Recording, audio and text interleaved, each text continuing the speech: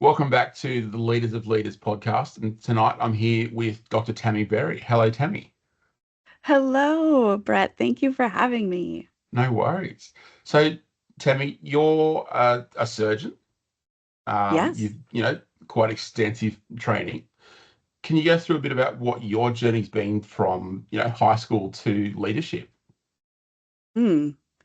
From high school to leadership. Whoa. Well, the reason I say that That's is because, beautiful. I think really some of us are, some of us are born leaders. We just don't yeah, know that we are. yeah, And I think I always kind of knew that I was leading myself. I was the first person in my family to go to college. And I went to University of Wisconsin, Madison, and had the most phenomenal time there. And that's when the seed was planted. I thought it was awesome that I just went to college. And then the seed was planted. I just was in love with science. I've always been in love with physiology. I've always been fascinated by the human body, and human potential. And so it was natural for me to want to go to medical school. And mhm, then I loved medical school. I actually just I fell in love with the study of medicine. It became very alive for me. The idea, as I would study, I would know that this was gonna help me save lives one day. Like it was a very psychospiritual experience for me. And then I got into the wards, and I really thought I was actually going to be a cardiologist. I fell in love with the heart yeah, itself. And I thought, what an amazing organ and mechanism, the toroidal pressures and the system, and it never stops, right? It never stops. It's got beautiful electrophysiology, yeah, fluid dynamics, all of it. It's so exquisite. And then I started my medicine rounds, and it was like torture. Like all these people do is write notes and walk around all day. And I thought, this isn't going to work. And then I got to my surgery rotation, and I thought, ooh, this is the juice. Like this, okay. And this is real results, right? This yeah, is quick results. I I really liked working with my hands. I really liked the idea that I didn't have to just round all day, and I fell in love with surgery. And really, I think you have to, in order to survive the training that it is to be a general surgeon, you have to love it. Like, yeah, you have to have gotten to the point where you were like, I really can't do anything else. Because within that first year of surgery training, at the time, this was before the 100-hour work week was a law, or the 80-hour, I'm sorry, it's 80 hours now. But at the time, we were clocking 100 to 110 hours a week, and you had to love it. Like you had to be so devoted to the path to survive it. And that really, I actually, in that process, fell in love with how powerful the human mind is. mm, Like when you are focused on something, you can override your biological functions to a degree that is, I mean, it's like awe and awesome don't quite even like sum it up, but it's also very dangerous territory. mm, And for me it became very dangerous because I had a willingness to self-sacrifice and self-sabotage, and that was so embedded in in the neural architecture, yeah, that characterized a lot of my childhood. I didn't realize how willing I was to sacrifice myself to the point that it was unhealthy and destructive. And when the focus is something like saving lives, you can justify that payoff for a yeah, while, yeah, for a very long while, right? And this is, I think, what makes leaders leaders is like we have this ambition. And I believe that this era going forward is imperative that leaders start knowing and recognizing there are different ways to lead yeah, that don't require self-sacrifice and self-destruction on the way. mm, And I'm really passionate about bringing different belief systems and ideas, and obviously neurophysiological solutions yeah, to what I see as a stress crisis in modern life. Mm. Life has become increasingly stressful and it dampens our capacity to lead in the face of it. And so, to answer the question, like, sort of, how did I get here? The journey has been one of following my passions, following my heart, using my mind as a tool to take myself places that I never thought were possible. And here's the rub. You know, I left surgery because it was killing me. Hmm. And like, I mean, literally, I was so addicted to amphetamines that I had to resuscitate myself twice, not once, twice. And poly addiction is something that we really don't, I think leaders are really like, we're so shameful. Like we carry so much shame, but I think a lot of us fall into poly addiction or polypharmacy, if you will, because we want to feel alive. We want to feel invigorated. The depression and the defeat that can often come with hitting that wall of nervous system capacity. Yeah. We, instead of recognizing it's a neurophysiologic phenomenon, we make it a moral or character flaw. Mm. We make Yeah. it a personal failing. Yeah. You know what I mean? And it's Yeah. not. It's not. It is a neurophysiologic phenomenon. And I'm so grateful for my journey because I've been able to research this. And like I've spent over a decade studying this Yeah. to really figure out what is the biological piece? Where's the neurobiological piece? Where does the physiology come in? And where does the mindset piece all fit in so that we can have real, sustainable, meaningful recovery that actually leads into entirely new levels of leadership? Mm. And we can lead ourselves in a way that we once only actually dreamed of. It actually becomes possible. Yeah. And I think it's important to then, take that one step further and say, okay, we need to be able to look after ourselves, but we also need to look after those that we're looking after, like those that are in our charge. Mm. I'm so happy you said that, Brett, because what's so important right now is when we have on the world stage, when we see the leaders of the world not leading, I think what this is asking of all of us on a mass scale is to recognize this is an era of self-leadership. Mm. Every single person has to step into the truth that they are leading people.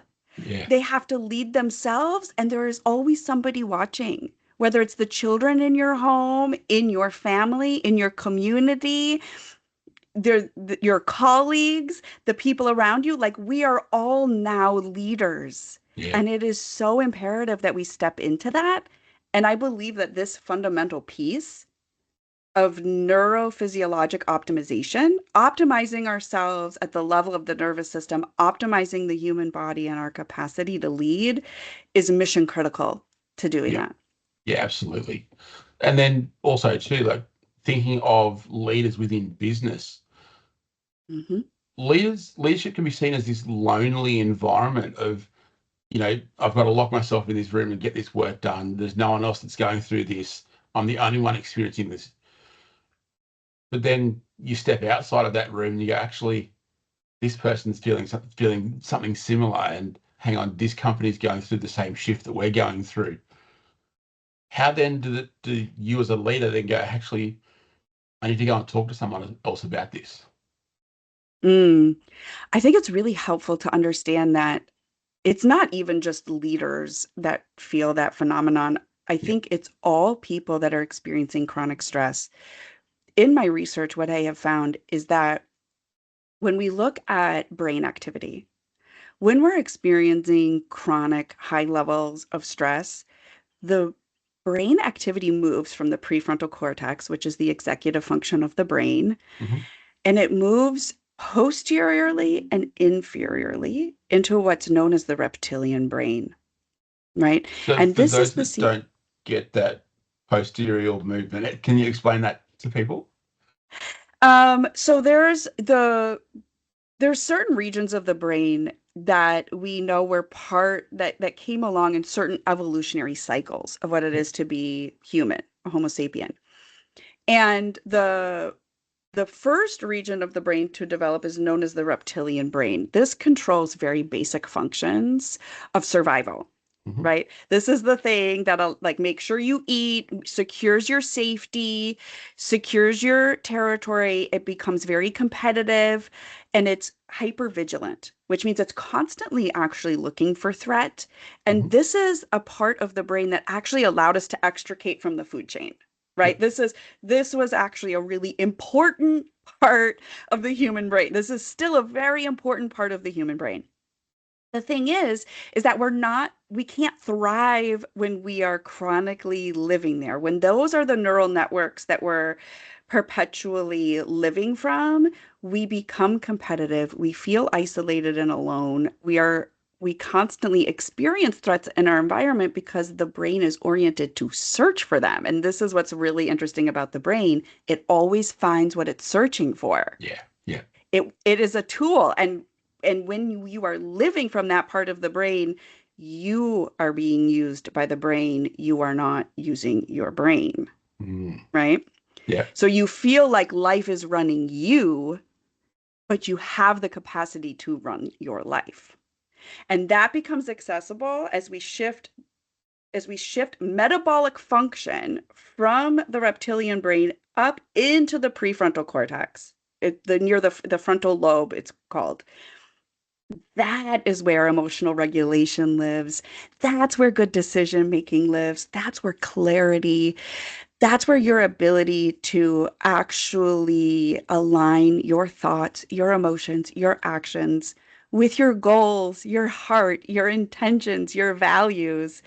This is this is this is where we want to live from. And when Hmm. we live here, we thrive. I mean, this is the seat of thriving. And I really want people to know it's predicated on your nervous system state. The nervous system determines what part of the brain you have access to. This foundational piece of information is so fundamental and so important for all of us as leaders to know that when I'm not showing up the way that I want to, when I'm impatient, when I'm suddenly angry, when I am lashing out at people and I don't know why, when I'm feeling isolated and alone, like I'm carrying the burdens of the world, oh my gosh, what if that's just my signal that Mm. I'm living from my reptilian brain? What if that's just like, what if that's my emotional GPS that tells me, oh, I'm just not operating from the part of the brain that gets me where I want to go. Oh, let me get coherent. Let me do some work to strengthen my nervous system, create stability, switch out of that, access my prefrontal cortex. You can do it in literally minutes. You can do it in 1 to 3 minutes with a little bit of practice, right? And now you're back online. So looking at those, couple of minutes to move from that reptilian back to the prefrontal cortex brain, Yeah. what are some ways that you found that people can have that shift quickly? Yeah, I so it is something that you have to train for. Yeah. Right. I'm not going to pretend that there's a quick fix. I do believe that if you could enter into a training program where you spent literally no more than 10 minutes a day total, and after 2 weeks you were able to actually do this on command, I think that would be an incredible ROI, right? Like Mm. that's the quickest fix you're going to get Yeah. because we're talking about neuro alignment. We're talking about inner mastery. And just like you can train at the gym, right? I'm not going to get gorgeous biceps unless I lift a few weights, right? Or my Yeah. children, like Yeah. that works too. Yeah. But this is, it's like train it is the same thing as like use it or lose it. Yeah. Like you either start building this internal capacity to lead yourself. Leading from your prefrontal cortex is where real leadership lives, Hmm. right? We become self-directed. This is where self-leadership lives. And and that can be done. Like I have a few testimonials on our website, vitalworks.co, where people are sharing, a neurosurgeon shares how he was in the operating room and he notices the tensions are rising and he just takes a moment, right? He takes a moment. He's asking for something that isn't in the room. The OR tech is going to grab a tool for him, and in that minute, he does the training that we've taught him, and he's back in control of the room, Mm. right? He's back in control of himself. He's back in total control of everything that could possibly go wrong, and the surgery proceeds beautifully, Yeah. right? Some people don't have high stakes like that. But if it can work in high stakes environments like that, Mm. imagine what it does for the tension in the boardroom. Yeah. Imagine what it does for the tension before you go on the field. Mm. Imagine what it does for the tension when your children are melting down in the middle of the store. Like it allows us to be the professionals and the parents and the partners and the people that we really want to be. And this is like real life, like I Mm. want people being fit for life. I want people leading in every area of their life, you Yeah. know? So is this, moving from the reptilian brain, is that the switch from the sympathetic to the parasympathetic nervous system? Yes, Yeah. correct. It is. Okay. Yes. Yeah. And coherence, what I like about training people in coherence, everybody that goes through Star Mastery Academy or anybody that's in my mastermind or my VIP mentorship spaces gets a biofeedback monitor. Yeah. I am all in on leveraging biotechnology, biometrics, so that we know in real time that we're doing it right. Mm. There's no like wondering, like immediately if you are in fact strengthening your nervous system or not. And what's really profound about coherence is strengthening the 40,000 neurites that live around your heart. That set of neurons, known as the heart brain, has the ability to regulate the 3 trillion neurons that span between the brain itself and the entire nervous system that controls every cell of the body. Every cell of your body is affected by your nervous system state, Mm. right? It is the command and control center. We thought it was the brain, and what we Yeah. now know is that the nervous system governs 80% of all communication between the brain and the body. It's actually going from nervous system to brain, and the nervous system tells the brain how to behave, right? Okay. So this is fascinating information. Yeah. So then it's almost like if we're telling the brain what to do, it's almost like we're fighting against physiology of the way the body works. Right. And this is why we hit a certain threshold when I'm a mindset coach. Like I Mm. love mindset. I mean, that's where the game is at, Yeah. right? But we don't have access to actually doing the mindset work, which is shifting perspective, installing new beliefs, debugging old programming that doesn't actually align with where we want to go in life. That is the next level. That's the next phase of the work. Mm. If you're doing mindset work and you're feeling frustrated or you're feeling defeated or you're feeling depleted, it oftentimes is just the indication that the nervous system isn't optimized to receive the installation. Like the nervous system is fighting against you. You're not actually accessing what's called the anterior cingulate gyrus. Now, this is the part of the brain that's required for shifting thoughts, Okay. shifting perspective. This is only a function that is available once we're outside of the reptilian brain. Okay. So then, you know, it's almost like we need to find ways that we can move from that reptilian and not just once a day, but multiple times throughout the day and have these micro moments like the surgeon who just took those 2 minutes to center himself. But it's not just I can do this now. It's I need to train myself over, as you said, a couple of weeks. to be able to do this long term.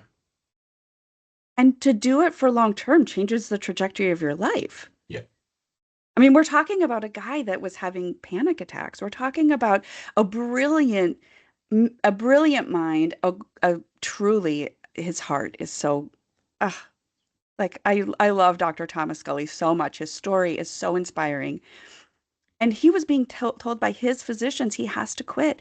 They were telling they were recruited his wife to tell, they were like, no, you need to, like, we need an intervention. Yeah. He cannot continue working like this. And he found me and he found Stress Mastery Academy. And do you know that that man went on to become the chief of neurosurgery of an entire medical center because he was so optimized? We expanded his capacity to lead. We Mm. didn't do anything else. Right? We just optimized his neurophysiology so that he could be the leader he knew he was born to be. Yeah. Okay. And then when you go on to do the mindset work, it's just the icing on the cake. You know what I mean? It's this piece that we haven't been taught that I really like. This is such an important message that we can do it in minutes a day. And you were right. There's what I call formal practice, the formal Mm. training, Yeah. right? Which is 3 to 5 minutes a day, 2 to 3 times a day, depending on what you feel that you need, right? And I allow people to be self-directed, right? I lead leaders, Yeah. I Yeah. people that come into my space, they want solutions and they're ready to get them. Mm. They don't have to be convinced to do the work. They come in ready to do the work and they come in ready for the results of the work, Yeah. right? And so it's this opportunity to practice just a few times a day, and then you bring it into informal practice. Formal practice twice a day for 8 weeks, and then you can Hmm. just do it daily, Yeah. right? Once you've trained the system can pick it up very quickly. Muscle memory, it's very similar. Hmm. Neuropatterning. This is called neuropatterning, right? Yeah. Once you have the pattern, you know, like you can pick it up quickly and you get to pick it up in the moments that matter the most to you. Mm. This is the leadership advantage. This is the nervous system advantage for leaders. And it's not just a matter of, picking up in those moments that matters. It's you being able to recognize when those moments are. And that's what you develop. Yes. I love that. That's called interoception, what you're Yeah. speaking of. That phenomenon is interoception. And all of my clients hit that point within 21 days of doing the work, where interoception just becomes a natural phenomenon. Mm. It's just a natural, and this is why I love biofeedback monitoring. We live in a recursive biological system. All right, we're in one huge biological system, but Yeah. we are a magnificent biological system. And when you start understanding the recursive feed forward feedback mechanisms that are going on within your own nervous system, you have such a deeper appreciation for all of the recursivity that Hmm. takes place in this gorgeous universe. And so that is where a new level of self-mastery starts to emerge naturally. You're Yeah. not forcing it, you're not making it happen, you don't have to control it. It is a natural phenomenon of the expansion of one's conscious awareness. And when you practice coherence, you actually expand your conscious awareness because you are in the prefrontal cortex where Yeah. consciousness, like higher orders and levels of thinking, become available. And there's this new, like, oh my gosh, there's this new compassionate witness that's just online. So There's a it's new almost like level of self-knowledge. it's almost like the more that we do this, the ability and the capacity for that to occur in the future gets bigger every time you do it. Yeah. That's Yeah. really cool. It's super cool. So then going back to the heart, you were saying before around the function of the heart. How then does stress influence the heart? Yeah. Well, that's a big that's a big one. Yeah. Yeah. Um, because what we know, right, just from basic physiology, when we're experiencing chronic levels of stress, the heart rate increases, Hmm. right? And so what that also means is as the heart rate increases, there's actually more work that the heart is doing to pump blood. The purpose of the heart, right, is to move Yeah. oxygenated blood into the body, right? We need oxygen. That is the currency. That is the currency of energy for the human body. And so we're actually receiving less oxygen overall the faster Okay. the heart is beating, right? And it's a stressor to all of the other organs Hmm. in the body and every cell of the body, right? What is also interesting is that when we're in coherence, what we notice, what the science tells us, is that we actually specifically vasodilate the arteries of the heart. So the heart starts receiving more blood. Okay, so now the muscle is more perfused. The muscle itself is more resilient. And what we also know is when we're coherent, the heart rate slows down. Mm. And now it becomes like a very efficient organ. It's doing what it's meant to do. And now we're optimizing the oxygen exchange that's also taking place in the alveoli, in the lungs. So this beautiful, like everything that's happening in the chest because of this means we optimize the performance of every cell in the human body, right? It's getting blood, it's perfused with fresh oxygen. This is nutrient, this is the energy of life. Yeah.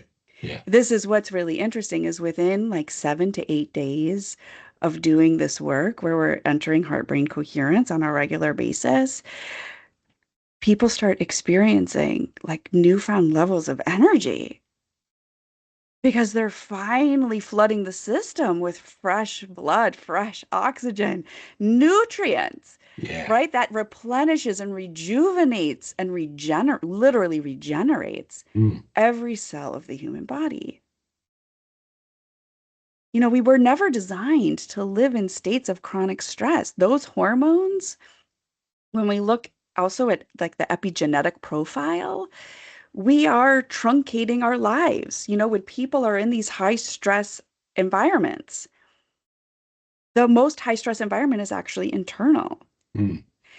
And when we shift the biochemical state, when we start detoxing from the hormones that drive the chronic stress response, right? We actually start activating the genes that replenish us at a tissue level, right?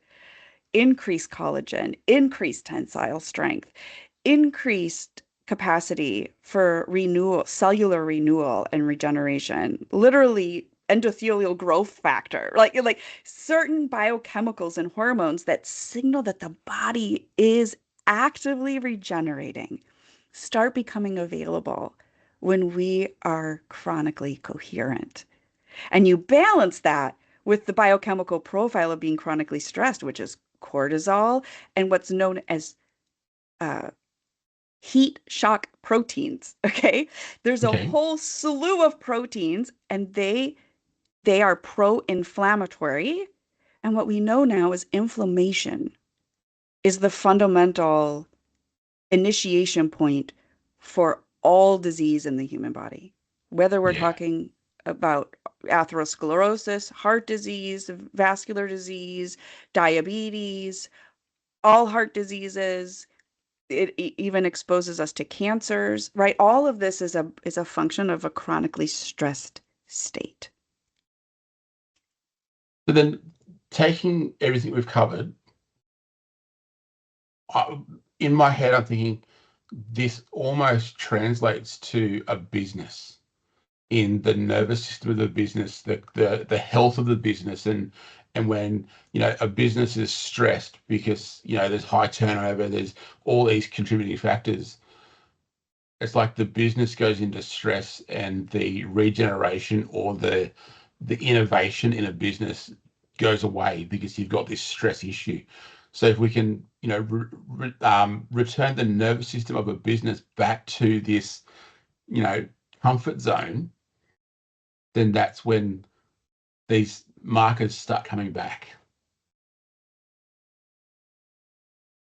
You nailed it. I mean, like your ability to appreciate, to extrapolate from this individual human system to the larger system. I mean, that is that that is the foundation for a lot of the things that VitalWorks Co does is Yeah. we help bring these solutions to larger systems that are stressed, right? Mm. And what we know, you're absolutely right. When we're if you're interested in retention, if you're interested in your people flourishing, if you're interested in innovation, if you are trying to adapt and keep up with an ever fast paced changing world environment, and you want to take your people with you, and you want their capacity to change to be optimized, and you know that this is mission critical to the financial viability of your system. Mhm. This investment, like the ROI is so obvious, and it's imperative that people can make that connection that you just made, that Mm. the stability of the nervous system of your team determines the success of your organization. Yeah. They're inextricably linked. Absolutely. So thinking of that business lens, what are some ways that you found that would, reduce that stress on the organization? So this is the classic narrative, right? Yeah. This is why I kind of scoff at stress management. Like we aren't I don't think I don't I don't honestly think we're going to be able to reduce the stress of what it is that it is to live this life. Like that strategy, that could maybe get you 10% results, Yeah. right? We are in a new era.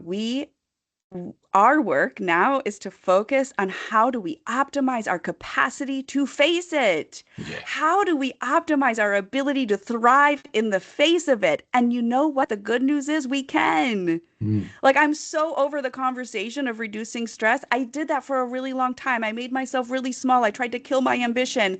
I was off meditating for a week at a time every 3 months, trying to find, like the Zen and the solution to living life. And I'm very grateful for that journey.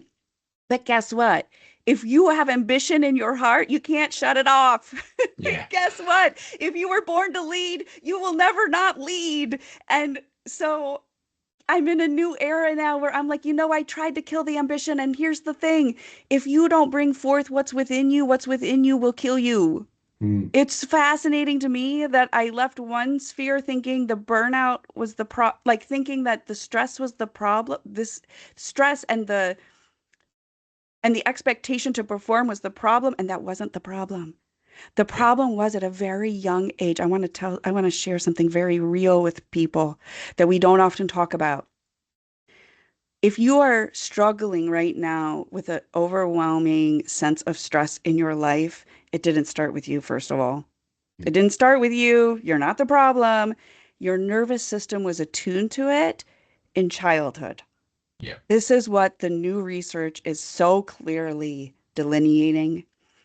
Burnout happens oftentimes to those who grew up in environments where they were very stressed. And if you want to look into this for yourself personally, anybody listening, I would invite you to check out your ACE score. Adverse childhood events. Yeah. Anything over the number of 5 means you need this work. Yeah. I have a 9. My score is very high. I think I last shouldn't time, be here, is it really what it comes down to? But a stressed nervous system state, a stressed home, our children, I worry for our children yeah. because this culture has never been this stressed. And we can shift that in our homes. This shifts the nervous system state of your home. Mm. You do this work. What we know is a child's nervous system is attuning to the nervous system of their primary caregiver up until the age of 23. 23 years old.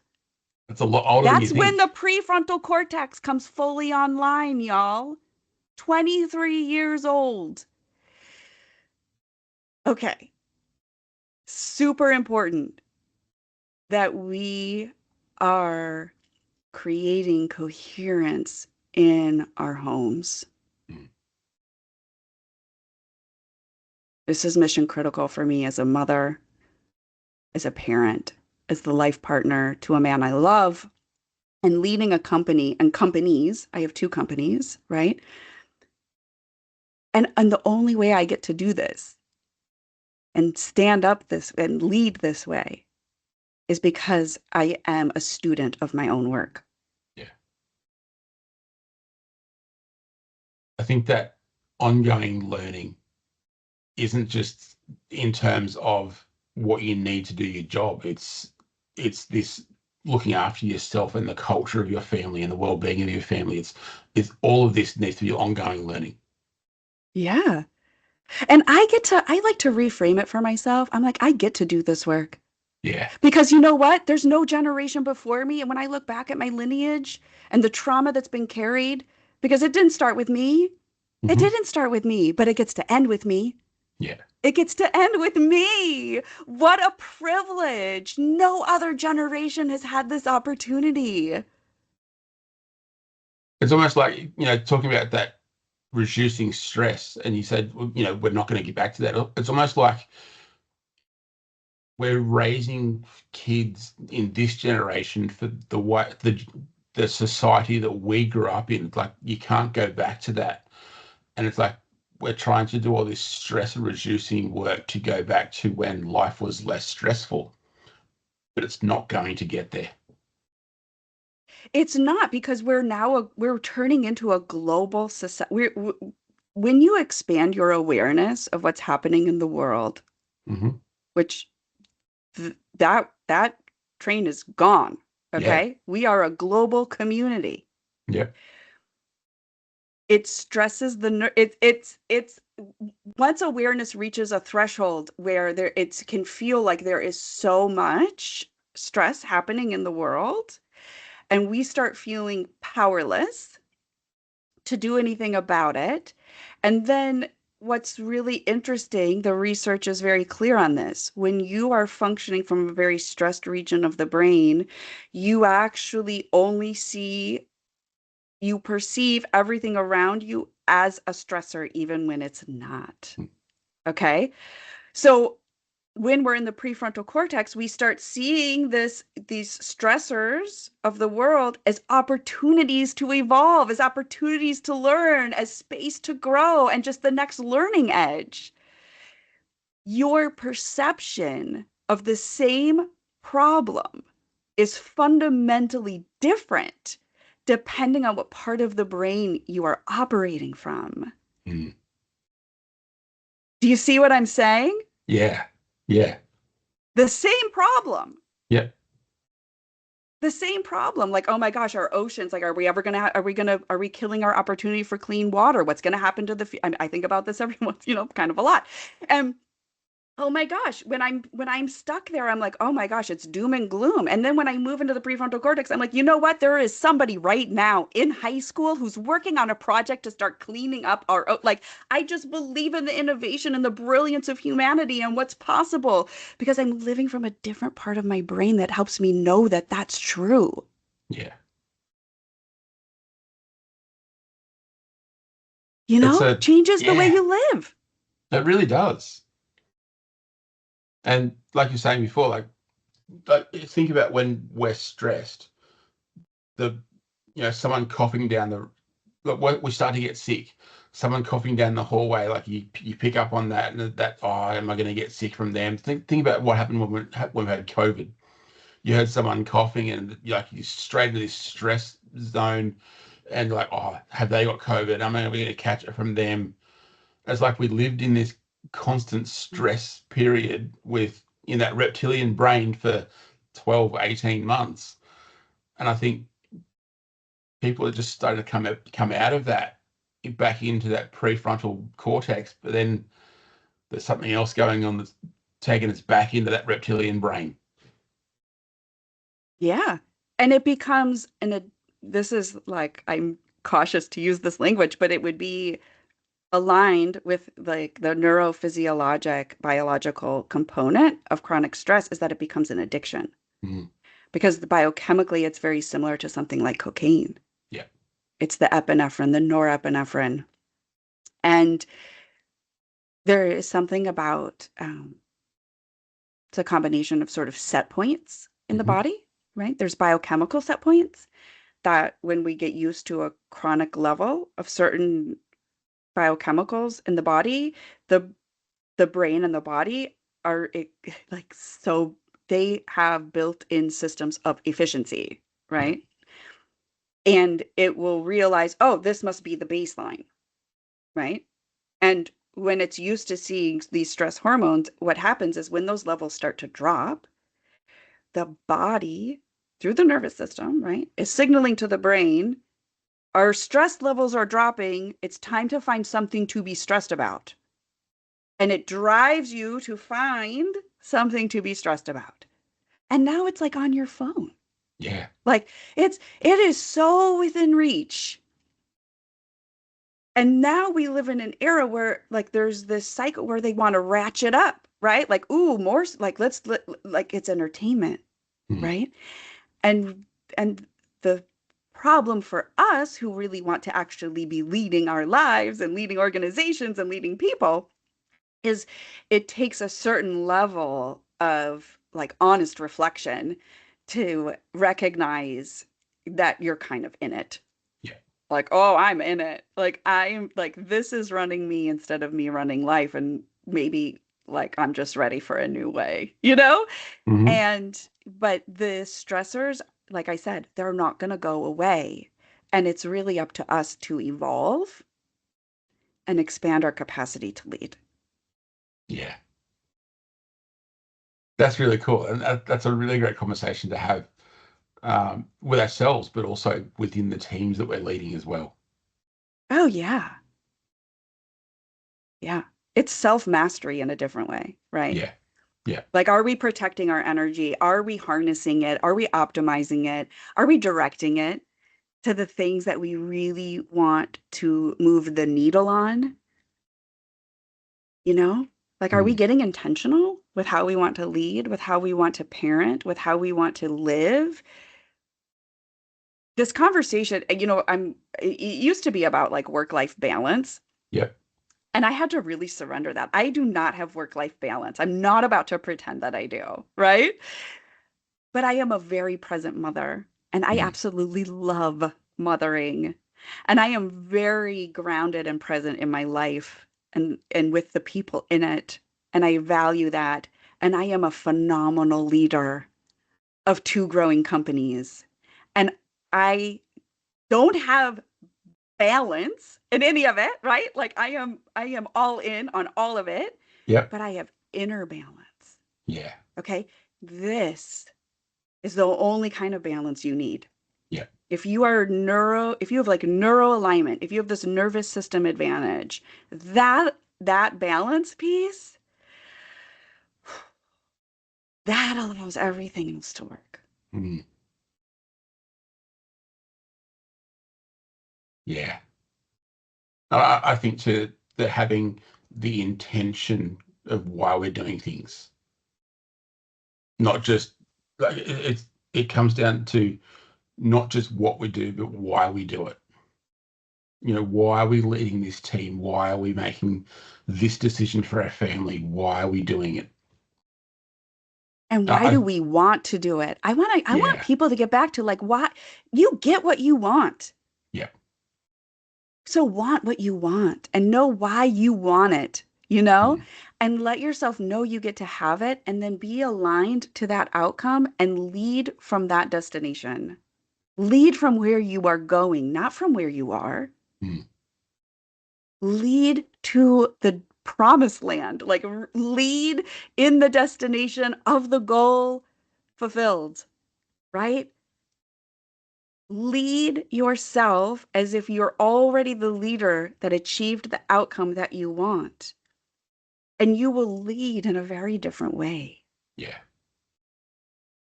right? We lead by empowering other people, not controlling them. We lead by seeing the best in them and seeing the best in ourselves, right? So it's like once we become neurologically we're neuro aligned and we're neurobiologically optimized, now we get to do the really fun mindset work, which is like, oh my gosh, what's all the stuff that prevents me? Where's the upper limit? Yeah. Like where's the set point there? And let's start doing more of the mental set point shifting now that I'm biochemically able to do that. Mm. Now it's fun. I mean, now it's like that's the real juicy part for me. Yeah. Yeah. Yeah. Awesome. So, Tami, we've got a bit of a tradition on the podcast where the previous guest leaves a question for the next guest. Okay. Now, this is contextual. Have you seen the original Jurassic Park? Yes. It's been a long time, It but has, yes. yeah. So the question that's been left for you is, what's been your Jurassic Park moment that made you realize that you needed to change? Thinking about the scene when they're in the tree and the kid says, now that dinosaurs are back, what are you going to do? What's been that Jurassic Park moment for you?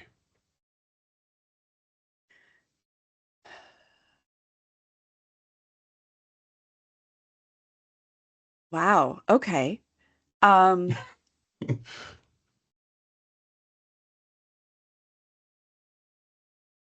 man, for me, it was like after I got sober, I just celebrated 13 years on April 23rd, 13 years of Congratulations. sobriety. Thanks so much. But I remember now like that moment of getting sober and realizing I had to change. Hmm. That I had put down the drinking and the drugging and I had done all of that and I was like detoxing physically from like I was done detoxing physically from that, but things still felt really hard. And I realized it's me. I am the epicenter of this life, of my life. Hmm. And later on in the journey of recovery, it became even more evident that all of my life is responding to me. That as I love myself, I get feedback of how lovable I am from the world around me. And as I got clear on what I wanted for myself, suddenly synchronicities and coincidences and serendipity. And I now know that none of those things are real. Those are words that we use to put logic Yep. to this like magnificent recursive universe. And so it is like it's been now since like that moment of getting sober and realizing I had to change. I think it's been this ongoing process of realizing to greater and greater depths and layers and nuance how magnificently powerful we are as the co-creators of our life experience. Yeah. And that was something that came very surprising to me and still awes and delights me on a regular basis. And those moments are celebrated, I'm guessing. Yes, yes, very much so. Yeah. Because there was a thing Carl Jung said that when you're on the path of transcending levels of consciousness, you will realize that there is more synchronicity in your life. And so I am on a journey of accessing higher and higher levels of thinking and consciousness. And I'm starting to play in the territory of a different level of mastery, of co creating in my life. And I know now without a shadow of a doubt that we were made to thrive Yeah. and that we get to. Yeah. Yeah. Very good. Awesome. Well, thank you for your time tonight, Tami. Um, Thank you. and for anyone who wants to find you, I'll put your contact details in the show notes. Um, Perfect. so remember, look after yourself first, so you look after other people, and I'll see you next time.